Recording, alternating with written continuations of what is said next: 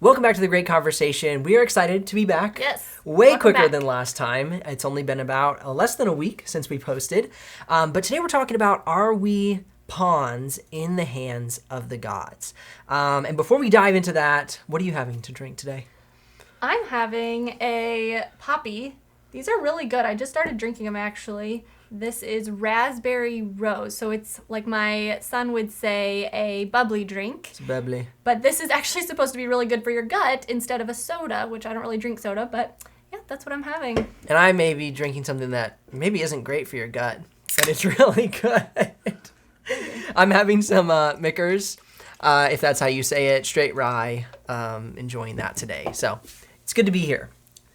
Talking about, are we pawns in the hands of the gods? So that's a big theme we've been seeing throughout the first few books. You're at book 4. I'm working through book 8 right now. And we're just seeing like this kind of, they're just playing with everybody is what it feels like. And what I was saying a little bit in last episode was, it feels like Homer, or, this story is trying to make sense of the chaos of life. Right. Why are wars happening? Why is everybody fighting? Why is everybody killing each other? They're just trying to cope with the tragedy of life, in a sense, is what it really feels like. Right. I mean, obviously this story was not written or recorded in current day, 2021, like we're watching a Marvel movie. So it's not like we can just go about our lives and be like, okay, well, that's all fake. Maybe the people at this time, obviously, they were much more religious in the sense of believing in gods and higher powers and multiple gods. Higher powers. So for them, maybe this felt more real, of like making sense of all of the tragedy that was happening in life. Obviously, war was very common and people dying. It was just It's chaos. It was chaos. I mean, really. And really, when we read, what we're reading is how much that higher power was enjoying being a part of that. Yeah, that's the way they're chaos. writing and painting this picture, or Homer. Yeah. And so that's what kind of we want to present today is, are we really still kind of living a story like this? Do we personally, as individuals, do you believe that there is this higher power, whether it's gods or a god or just the universe? I even just was with a friend today, and it was so just relevant. She said, oh, my life, I'm just like, the universe hates me. Yeah. And I think we so often believe that when life just isn't going right, that the universe or whatever we believe in, a god or multiple gods, is just against us. And so our question is today, and what we're going to discuss is, do we often take that side? Like a lot of the characters in this book, a lot of the mortals would say, the gods are against me, when Homer was really not indicating at any point that there was a god for or against that mortal. And then there were other times that the gods were for or against the mortals. Yeah. And so I think the people in this story were just so used to these higher powers being for them or against them, that when they weren't really messing with their lives, they still thought that they were. It was just something that was always happening. And so do we, when life is going our way or not our way, do we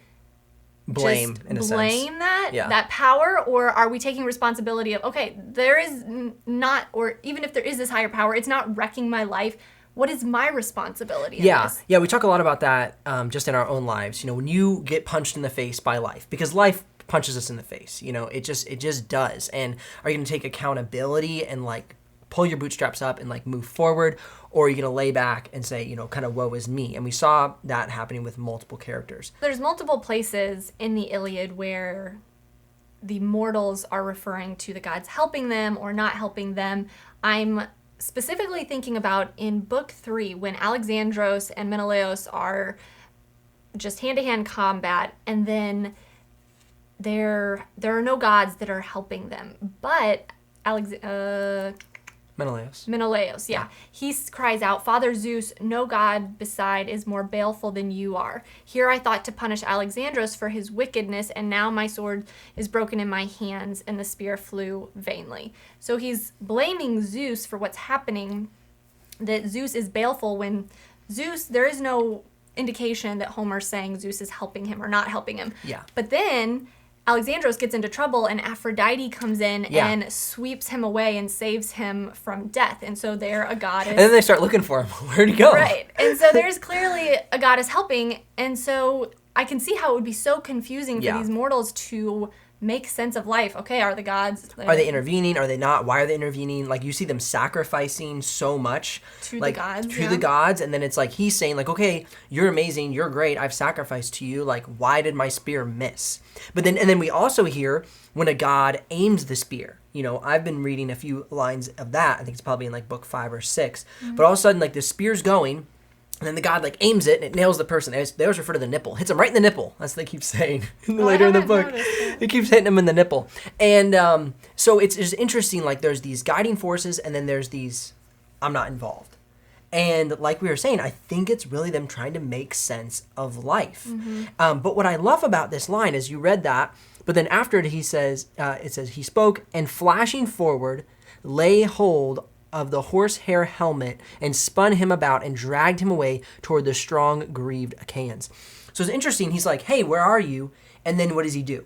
He takes accountability. Right. So it's like, okay, hey, you're not here. I'm still going to, like, try and do my best. I'm still going to go for it. Right. And so, like, I think there's, like, this, and he ends up winning. I mean, she takes him away. Yeah. But I think there's, like, this really clear point of, like, yes, we're seeing the gods intervene in the Iliad. But even if they don't, the champions, so that would be, I guess, Menelaus at this point, he says, okay, now what? Mm-hmm. And he goes after it. Mm-hmm. You know, he gets after it. He doesn't allow, you know, the woe is me to take over and just lay back and, in a sense, get stabbed in the face by Alexandros. Right. And that's really kind of what we're trying to help y'all and ourselves mostly is... whether we believe in God or not, whether we believe in a universal power or not, where do we take responsibility? And how do we do that? How do we make our lives the life that we want?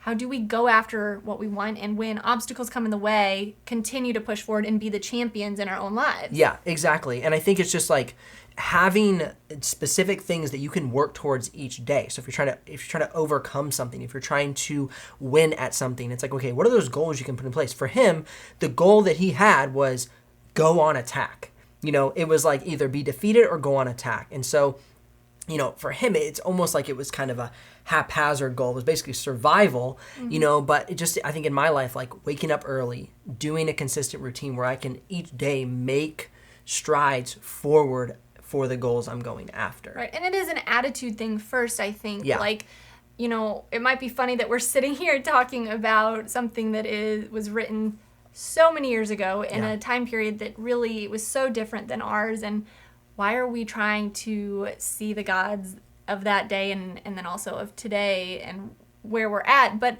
I really think it is such an attitude and a mindset of, okay, the universe, even if it is against us, let's not have that mindset of, oh, whoa, the universe is against me and I'm never going to get what I want. Yeah. Because the whole manifestation idea of, well, that probably will happen if we have that mindset of, oh, I'm not going to get what I want, instead of, okay, how can I get what I want? I'm not there. That is what I want. What are the steps to take to get there? 100%, man. And like the whole manifestation can feel so hocus pocus. And if you like manifestation, like, ooh, I'm going to do it, and then just sit back and do nothing, I almost fell off my chair, and then sit back and do nothing, the manifestation is not going to come true. And that's why I love how he said, where are you? Okay, forget it. I'm taking action. Yeah.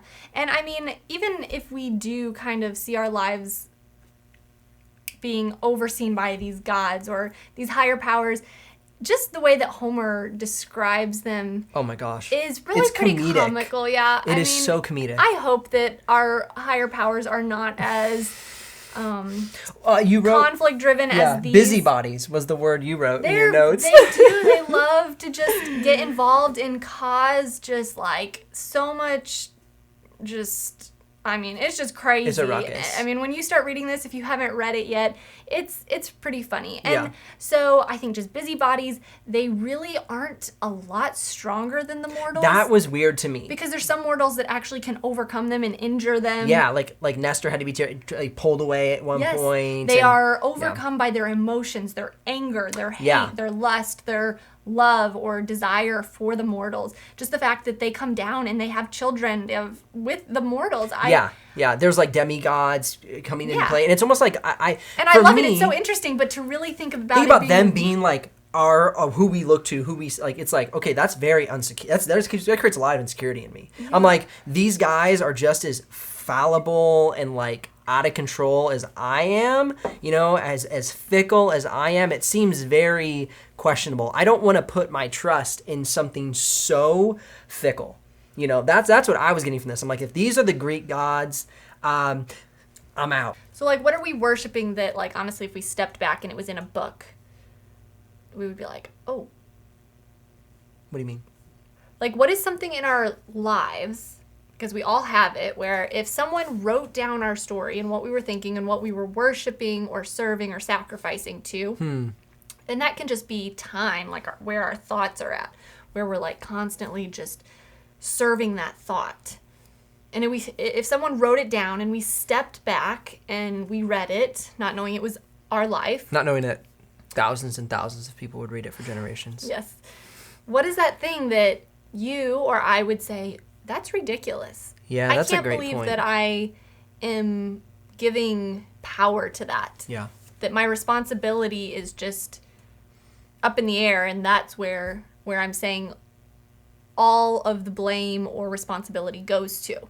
Because I think we all have that, and I think that we think there's nothing in my life that's that I'm worshiping. That I'm worshiping that's keeping me from my biggest desire in life, going after my dreams and goals. But I think that we all have something that we are giving all of our time to, all of our energy to, and it's just sucking the life out of us and keeping us from taking responsibility and getting what we really want out of life. So we're really loving the Iliad so far. Yeah. A lot of names. It's been great. But there's really a lot going on. It's not just a list of names that's boring. There truly is a lot going on. And the mortals are intriguing. The immortals are even more intriguing. But what we really want to bring to y'all today is that whether there is a god, multiple gods, or a higher power, universal power, whether that's true or not, and whether Homer was trying to make sense of it or not, we really can't do much about it. And so what is our step today? What is our responsibility as individuals to get what we want today? What can you do when you go to bed and then wake up in the morning? Each step that you can take to get what you want out of life, so that we're not a people sitting around blaming the universe because we're not getting what we want. Take action. Make the next step. Enter the great conversation. It's all about the conversation. That's right. She says what I'm thinking in a very concise way. I do talk too much, I think. Yeah, but you consolidate it. I should just sit here and drink consolidate my fruity, it way better than I could. Bubbly drink. We'll see you guys in the next episode. Thanks for being here with us. Cheers.